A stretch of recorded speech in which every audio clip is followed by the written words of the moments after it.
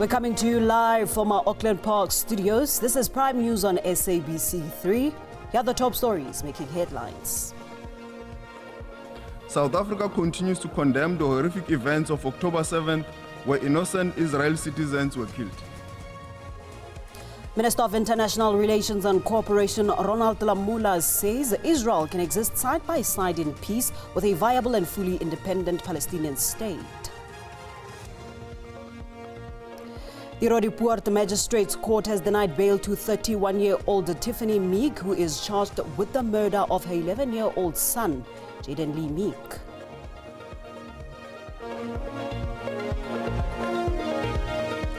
It has just gone 8 o'clock. A warm welcome to Prime News on 3. Thank you so much for joining us. I am Paulette. Now, let's kick it off first with this.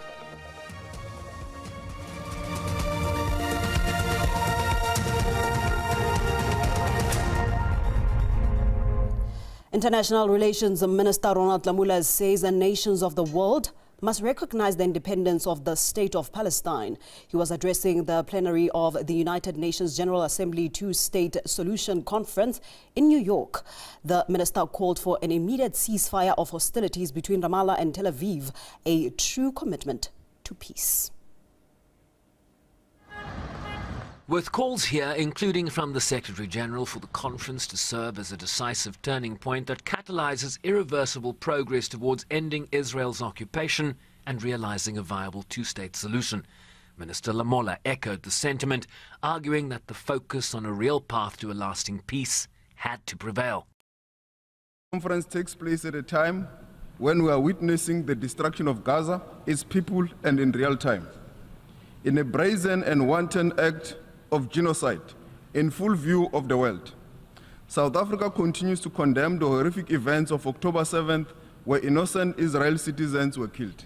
He emphasized 4 points as fundamental to restoring the credibility of a two-state solution, including that all countries recognize Palestinian statehood, for the Security Council to protect Palestinians, including through ending the war in Gaza, that preserving the viability of a two-state solution must include promoting safeguards such as the full respect for international law, including the rulings of the International Court of Justice, and the removal of all obstacles to the two-state solution, including the release of all hostages and political prisoners, while halting illegal Israeli settlements, among others. The Secretary-General said that the obligation was on all member states to prove that this effort was something different, being boycotted by both Israel and the United States. SABC News, New York. In other news, South Africa is making significant strides in shaping the global discourse around critical minerals as the country works on a comprehensive framework to govern these vital resources. The Minister of Minerals and Petroleum Resources, Kgalema, hosted a G20 stakeholder engagement in Johannesburg. Mineral and Petroleum Resources Minister Kgalema says there can be no green future on the globe without Africa's minerals. With the growing global demands for critical minerals on the just energy transition, he has called for intention in realizing that Africa has the potential to play a pivotal role in meeting this demand. We should not be bullied for what we own. We must have a view, and our view must be respected, that we mine these critical minerals. People need them. They must talk to us. We must not give them critical minerals in their own terms, and our views are ignored. He gathered stakeholders for a G20 engagement under the theme Harnessing Critical Minerals for Inclusive Growth and Sustainable Development. Mandashe says this can be done through a critical minerals framework that the country is working on as part of its G20 presidency. So this is industrialization. It's not about building more plants. It's about building the components that are required in the plants. It's about building the skills that are needed. It's about bringing together all the resourcing so that we can create a really strong renewable energy value chain. With mining diversifying and the critical minerals fast becoming in demand, the ideas and contributions canvassed here will form part of South Africa's G20 presidency and the summit in November, where a critical minerals framework will be released, looking to broaden opportunities for developing economies. Kgalema, SABC News in Sandton, Johannesburg. Meanwhile, former President Kgalema Motlanthe says South Africa should broaden the scope and explore other markets. He says this is a critical time as the world is facing a number of geopolitical challenges.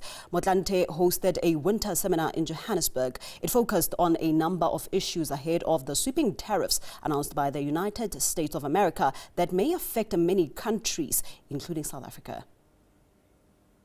Well, as you heard from the DG of DERCO, they are at work, busy, negotiating and discussing with their counterparts in the United States of America. And of course, from the rest of the seminar, you heard that we shouldn't be single-track minded. We should be also opening up other tracks to try and gain more access to other markets here. G20 is here, and of course the next hosts and leaders of the G20 is the United States of America. And so the idea is that if certain key issues can be on the agenda and the legacy report of this current G20, so that the next leaders of the G20 must find those items already itemized on the agenda. Chairperson of the Commission of Inquiry into Criminality, Political Interference and the Corruption in the Criminal Justice System, Acting Deputy Chief Justice Mbuyiseli Madlanga, says the work of the Commission has officially begun. The inquiry follows the claims by KwaZulu-Natal Police Commissioner Lieutenant General Motlanthe that the South African justice system has been infiltrated by organized criminal networks. 3 weeks after its establishment, the Commission says its groundwork is well underway. Chairperson Justice Mbuyiseli Madlanga says the Commission will endeavour to balance transparency and national security as well as the safety of witnesses. There are issues that will relate to, or possibly will relate to, matters of state security, even documents that should not readily serve in the public domain. With regard to those, it may well happen that there may not be access to those documents. But the idea, as much as possible, is to be transparent. President Cyril Ramaphosa has set a timeline of 3 months for the Commission to submit an interim report and 6 months to conclude its work, but may need to extend. Just looking at the allegations that were made on the 6th of July, they seem to cover quite a wide spectrum, and in consultations and investigations are likely to yield a lot more than what was referred to in the allegations of the 6th of July. So the timelines, I must say, do appear to be quite tight. The Commission begins its work under tight deadlines with hopes of uncovering the full extent of criminal influence within the South African justice system. Zara Groenewald, SABC News, Johannesburg.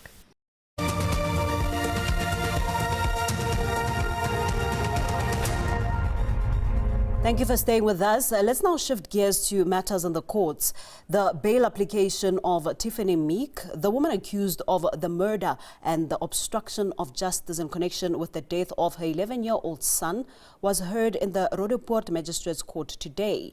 The 31-year-old was denied bail, with the court citing concerns over the integrity of the ongoing investigation. It was a day heavy with emotion as Tiffany Meek heard the magistrate deliver a blow that echoed beyond the courtroom.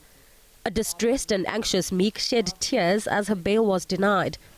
The court stated a number of factors for the denial of bail, including an unsecure residential address and what they called normal human behavior.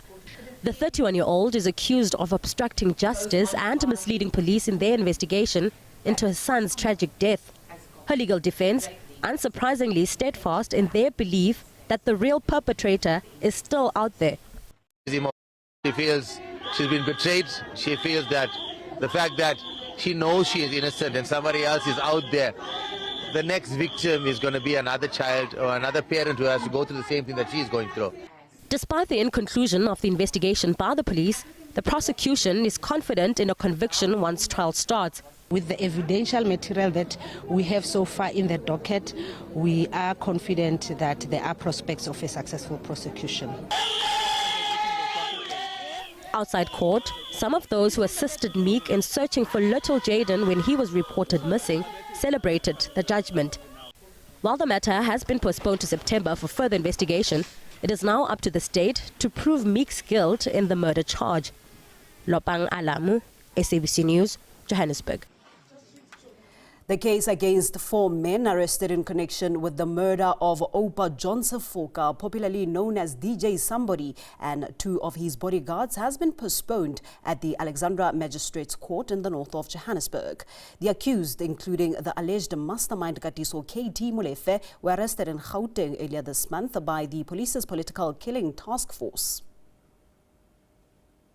The courtroom was packed to capacity as the accused made their second appearance. The 4 alleged assailants face multiple charges in relation to the brutal killing of Sifako and his 2 bodyguards, Sibusiso Mkwena and Sandile Mieza, who were gunned down in Woodmead in 2022. Some of the accused have allegedly also been linked to 3 other high-profile murder cases. Positively linking the AK-47 to the murder of DJ Vintos, Don Dinleni, DJ Somebody, his 2 bodyguards, Sibusiso Mkwena, Sandile Mieza, as well as Amant Swart. The alleged mastermind, Molefe, has not yet been linked to the murder of Don Dinleni. On the DJ Vintos case, we've got all 4 accused, which includes the alleged mastermind, Katiso Molefe. And then on the Don Dinleni case, we have only so far linked the 3 hitmen. Katiso Molefe is not linked as of yet to that particular case. So DJ Vintos is 4 accused and Don Dinleni is 3 accused. For the killings will be revealed in court, but police are confident that they have arrested the perpetrators. Calvin Lula, SABC News, Alexandra. Zwelipansi Skhosana is recharged in connection with the murder of a former ANC Youth League Secretary General Sindiso Makaka. The 55-year-old suspect has made a brief appearance at the Umzimkhulu Magistrates Court. Skhosana faces charges of conspiracy to commit murder, unlawful possession of a firearm, and defeating the ends of justice. Former municipal manager of the Umzimkhulu municipality, Zwelipansi Skhosana, appeared briefly at this court. Skhosana was initially arrested in 2018 in connection with Makaka's murder, but was later released after the matter was provisionally withdrawn due to lack of evidence. On Monday, he was again rearrested by the police's political task team. It's just a halfway mark. Our expectations are that other people are still or are expected to be arrested or are supposed to be arrested. Remember that there was a certain 600,000 rand money that we were told that it came from Johannesburg. 600,000 rand cannot be deposited in an ATM, so it means some money was transferred through the proper transfers banking systems. The National Prosecuting Authority says it has a watertight case. With us, in collaboration with our counterparts in the SAPS, new evidence has come to light. So based on that evidence, we will hope for a conviction. Police have not ruled out the possibility of more arrests in the matter. We appreciate the work of the political killings task team that has been uncovering and finding evidence linking to murders which are politically related.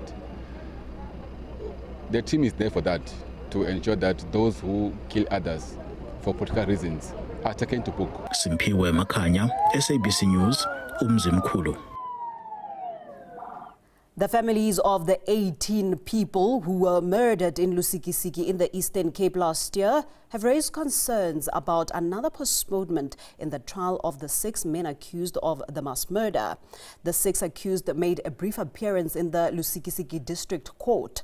The trial was postponed again as the state furnished the defense with new documents. Yesterday, the trial was postponed to today due to similar reasons. They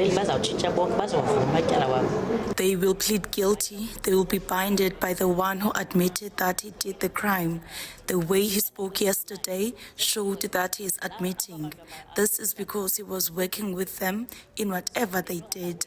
I just wish the justice system can sentence them considering our situations. We have no parents, there are no breadwinners, and there is nothing we can do. There are other documents, my lord, that have been given to me by the state today. And I would like that the state, all the documents that they are going to need for this case must be given to me on time so that I'll be able to prepare and that not waste the court's time. Yes. I didn't have the chance to read those documents.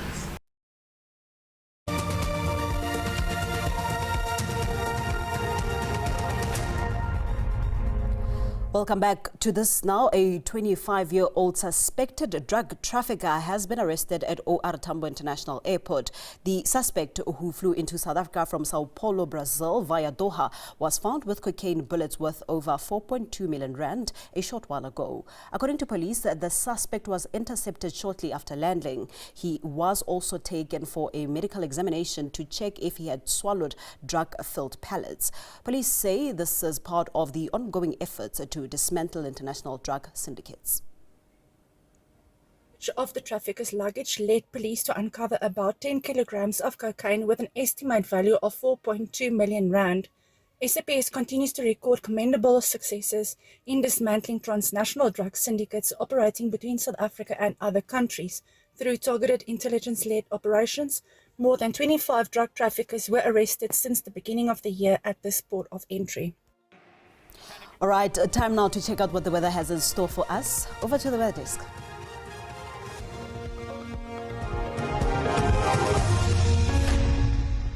Good evening to you. Let's take a look at all your weather details. As the cold front approaches, we've got some isolated showers in the forecast for the Western Cape this evening, stretching northwards in towards the Northern Cape. Isolated showers expected for the southern areas of the Free State, including Bloemfontein, whilst it'll be clear and cold in Gauteng northwards towards the northern parts of the country. Now, head towards the middle of the week. Expect sunny conditions through the northwest province, Gauteng and Mpumalanga. It will be quite cool, though, as sunny sunshine prevails down the east coast of South Africa through KwaZulu-Natal, and that cold front making its arrival in the Western Cape, bringing with it a 60% chance of rainfall for Cape Town tomorrow. Some alerts for this evening. Please be on the lookout for tomorrow morning's alert of damaging winds possible through the shade of yellow on the map. And then ahead towards your overnight temperatures. Of course, Bloemfontein dropping to 1 degree, Cape Town down to 12 ahead of that cold front. East London 16, Durban 11. Very cold through the interior with Bloemfontein down to 1, Bethlehem -3, Johannesburg dipping to 2 under clear conditions, and warming up tomorrow to a maximum of 19 under sunny skies. Low 20s expected in Durban, with East London up to a warm 30 degrees. That's ahead of the cold front. Kilmarnock up to 23, the interior of the Eastern Cape. Cape Town up to 17, Sutherland the same. Calvinia up to about 18 on Wednesday afternoon.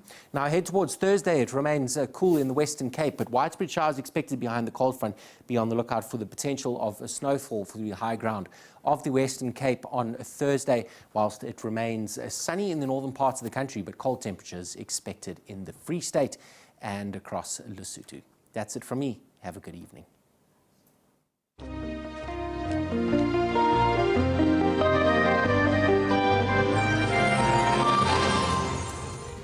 Well, that concludes our time together this evening. Thank you so much for tuning in. Until next time, Pula.